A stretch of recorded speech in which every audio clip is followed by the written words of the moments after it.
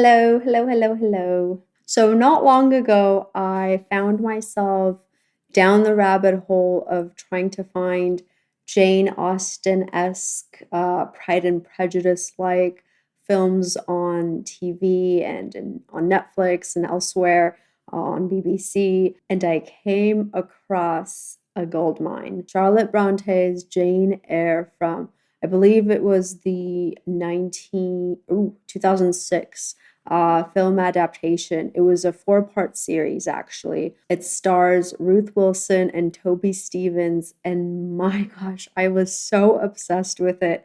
The only way to refrain from watching it for the millionth time was to grab this book again and reread it. The first and last time I read Charlotte Bronte's Jane Eyre was in middle school, and it was my introduction to the mesmerizing world of classic lit. It is a book that has stuck with me through the years, and I could not for the life of me pinpoint why it had such a hold on me, even though I had only read it once, even though I had only read it in middle school. But recently, I took some time to reflect on why it is that it really did have such a gripping effect on me, on my childhood and in young adulthood, and even today.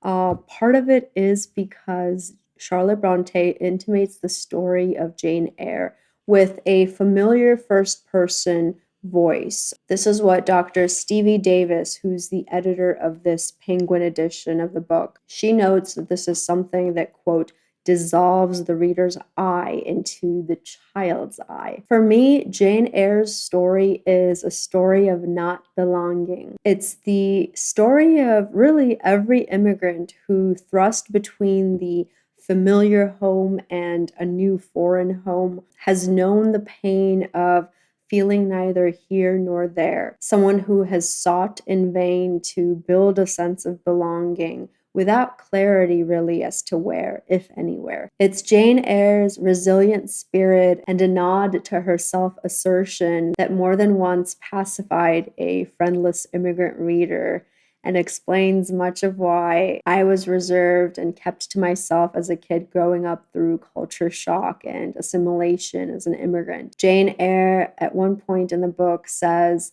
I care for myself. The more solitary, the more friendless, the more unsustained I am, the more I respect myself. And this lesson of building self-respect, especially for someone at such a young age who's just forming, who's very unfamiliar with the terrain of life, I think it's a very important lesson to have as someone growing up navigates the vicissitudes of life. I do wonder if this reread of mine will carry the same weight of the lesson that I first learned when reading Jane Eyre. A lesson to trust your heart as you have the duty to discover and live your truth. Many of the greats in philosophy nudge us towards this lesson, which all the more stuns me because this then obscure writer from the edge of the Yorkshire moors was such a force. Upon reading the introduction to the book, to this edition, there were two passages that completely stunned me. One is the proposal scene in the book, and the other is Jane's return to Mr. Rochester. Both of these passages allude to John Keats, who was an English